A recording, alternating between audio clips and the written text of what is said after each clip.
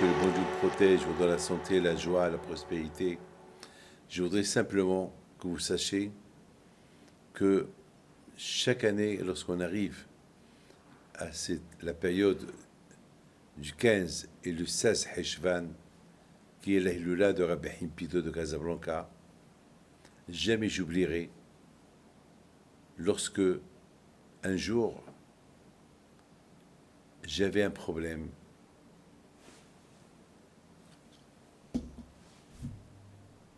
Et mon problème, c'était pas le mien, c'était un problème général. J'avais beaucoup de gens qui étaient malades, qui avaient des problèmes. Et bien sûr, on allume tout le temps les veilleuses des tzadikim de Rabbi Himpito, le grand, celui qui est enterré à Essaouira, Rabbi Himpito, celui qui est enterré à Casablanca. Et beaucoup de fois, je me pose la question, lorsque je dis Rabbi Himpito, à qui je pense? Quel Rabbi Himpito? Celui qui est enterré à Essaouira, qui s'appelle Rabbi Himpito le Grand, celui qu'on lui fait la Hilula le 26 Iloul, 4 jours avant Rosh Hashanah, ou bien c'est Rabbi Himpito de Casablanca. Eh bien, mes amis, je dois vous dire une chose. Lorsque j'évoque Rabbi Himpito, ben, toujours je pense à Rabbi Himpito de Casablanca. Et même lorsque je suis à Essaouira, sur la tombe de Rabbi Himpito, qui est le grand-père de Rabbi Himpito, qui est enterré à Casablanca, je pense à Rabbi Himpito de Casablanca. Parce que on a tous la photo de Rabbi Himpito qui est enterré à Casablanca, donc toujours c'est lui à qui on pense tout le temps. Mes amis, quel zéchot il a Rabbi Himpito, celui qui est enterré à Casablanca, que on le confuse avec celui qui est enterré à Essaouira, Rabbi Himpito. Et pourtant, Rabbi Himpito qui est enterré à Essaouira, c'est le grand. Il était un grand tzaddik. Il a vécu 95 ans. Il a fait des miracles. Vous savez, il était proche de Dieu. Et Rabbi Himpito de Casablanca, bon, il était un grand tzaddik. Mais c'est pas à nous de juger qui est le grand, qui est le petit. Mais lui-même, lorsqu'il bénissait les gens, il les bénissait par le mérite de son grand-père, Rabbi Himpito, qui est à Essaouira. Donc ça veut dire que lui-même, il est d'accord que Rabbi Himpito, qui est enterré à Essaouira, il est plus grand que lui. C'est son grand-père. Et on a vu les miracles qu'il a fait Rabbi Himpito, qu'il est enterré à Essaouira. On a vu les miracles que Rabbi Himpito, qu'il est enterré à Casablanca. On a vu que les miracles que Rabbi Himpito, qu'il est enterré à Essaouira, ils sont vraiment... C'est comme les miracles qu'il a fait Baal Shem Tov. C'est au-delà de notre imagination. Alors pourquoi le Rabbi Himpito, le petit, celui qui est enterré à Casablanca, qui est décédé il y a à peu près 90 ans, comment ça se fait que lui, il est plus connu que n'importe que son grand-père Rabbi Himpito, qu'il est enterré à Essaouira. Parce que lorsque on parle en général de Rabbi Himpito, on voit que l'image de Rabbi Himpito de Casablanca. Alors ça veut dire, on dirait que les deux forces de Rabbi Himpito, ont une seule force. C'est-à-dire que Rabbi Himpito, qui est enterré à Casablanca, il a la force de son grand-père plus sa force à lui. C'est de la folie. Par quel mérite il a eu Rabbi Himpito, qu'il est enterré à Casablanca, ce zéchout-là, qu'il a eu la force de deux en lui. La force de son grand-père, Rabbi Himpito, le grand, et sa propre force. Alors vous imaginez qui il était. Mes amis, je voudrais vous raconter une petite histoire sur Rabbi Himpito de Casablanca. Et là, vous allez vous-même, vous allez voir un peu sa grandeur et qui il était. Vous-même, vous allez juger. Une fois, Rabbi Himpito alav shalom, il était à la maison, chez lui à Casablanca, à Casablanca. Il vient un rabbin. Il vient un rabbin chez lui. Il était rabbin, et ce rabbin-là, il a apporté un don à Rabbi Himpito. Et Rabbi Himpito lui dit, et ce don que tu me donnes, il manque encore quelque chose. Ce qui manque, c'est encore dans ta poche. Il manque encore quelques pièces. Mais le Rabbi Himpito, il ne sait pas. Parce que le rabbin ne lui a pas dit combien d'argent il lui a donné. Alors le rabbin, il le regarde, il sourit. Il dit, vous savez combien vous avez? Il lui dit, oui, vous m'avez donné tant. Comment vous savez? Mais il manque une pièce. Elle doit être dans ta poche. Il met ses mains dans sa poche. Il y avait une pièce. Alors, voilà une histoire. Une autre histoire que quelqu'un m'a racontée, qu'il est vivant encore. Et il a entendu de son grand-père, qui s'appelle M. Sebag. Lorsque Rabbi Himpito, avant sa mort, il était aveugle 1 an ou 2 ans avant sa mort. Il avait certainement le diabète, et le diabète a atteint ses yeux. Donc, il ne voyait pas très clair, il ne voyait pas. Une fois, ils étaient au Melah, assis, les gens assis autour de Rabbi Himpito, ils discutaient des histoires, la Torah.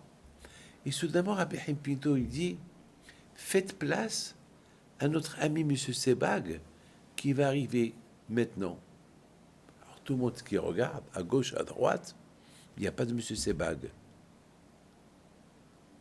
Ils lui ont dit, il n'y a pas de M. Sebag. Il leur a dit, il va arriver. Et quelques secondes plus tard, de loin, ils voient M. Sebag arriver.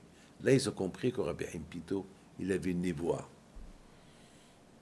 Comment est arrivé Rabbi Himpito à être prophète comme ça? À savoir qui vient, qui ne vient pas. Je vous raconte encore une autre histoire que j'ai écoutée. Lorsque j'étais à Casablanca, chez M. Sami Gabé, il y a une femme qui nous raconte. Une femme qu'une fois, elle et sa sœur, qu'ils étaient encore petites, ils marchaient pour aller chez eux. Et voilà, Rabbi Himpito, il arrive, il passe. Et toutes les femmes qui se cachent, et il y a eu des femmes qui étaient courageuses et venaient demander des brachot. Alors, la maman de ces 2 petites filles, elle leur dit, allez-y demander une bracha au tzaddik. Alors, une des sœurs, elle voyait, l'autre était aveugle. Elle est née aveugle. Alors voilà, ils arrivent chez Rabbi Himpito. Rabbi Himpito leur fait une bracha. Et il voit que une des 2 ne voit pas. Il dit, dis-moi, tu es aveugle? Oui, je suis aveugle. Et alors, comment tu vas te marier? Elle n'a pas été petite, elle n'a pas répondu. Il lui dit, ah ben, Be'ezat Hashem, demain, tu vas retrouver ta vue. Demain, tu vas retrouver ta vue. À partir de demain.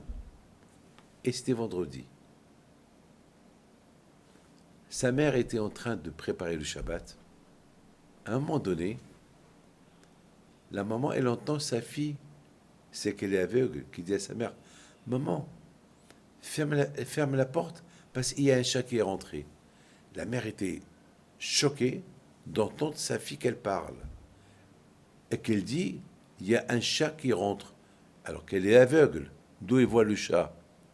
Elle regarde sa fille, elle regarde à côté de la porte, il y avait un chat. Elle dit à sa fille, tu vois? Elle dit, oui, maman. la prière de Rabbi Haim Pinto qui m'a promis hier que je vais commencer à voir, voilà, je vois.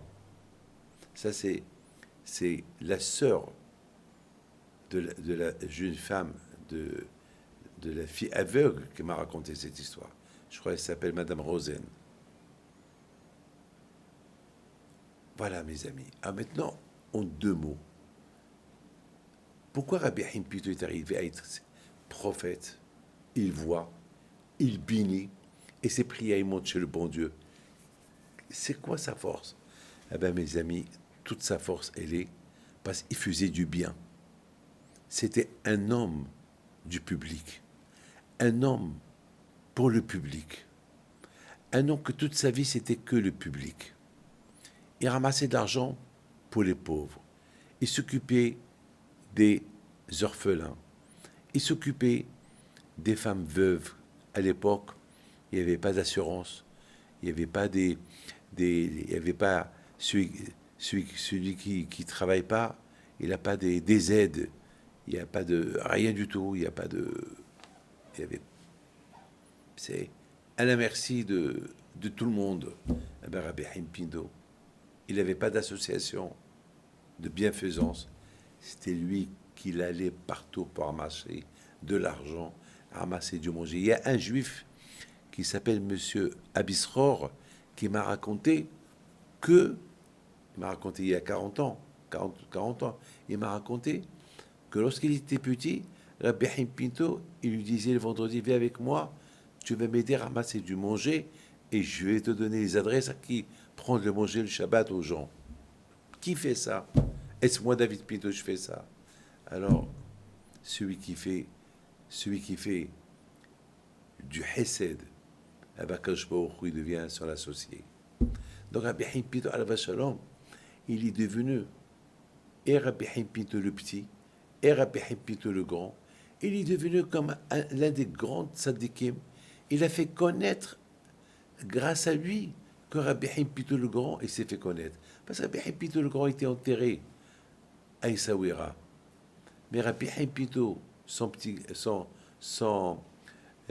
petit-fils, qu'il est enterré à Casablanca, là-bas, il a fait connaître le nom de Rabbi Haim Pinto qu'il est enterré à Essaouira, par les bienfaisances qu'il faisait, par les choses qu'il faisait. Mes amis, Rabbi Haim Pinto, mon grand-père, celui qui est enterré à Casablanca, que ça là, c'est le 15 Heshvan, lui, écoutez bien ce que je vous dis, il voyageait, il est parti jusqu'à Oujda, il est parti à Fès, il est parti à Meknes, il partait presque à Agadir, il allait dans tout le Maroc, tous les grands rabbins le vénéraient.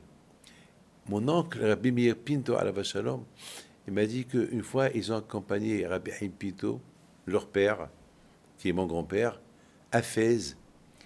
Et les rabbins de Fès, tous les grands rabbins de Fès de l'époque, il y a une centaine d'années, ils sont sortis à 1 kilomètre de la ville de Fès pour l'accueillir.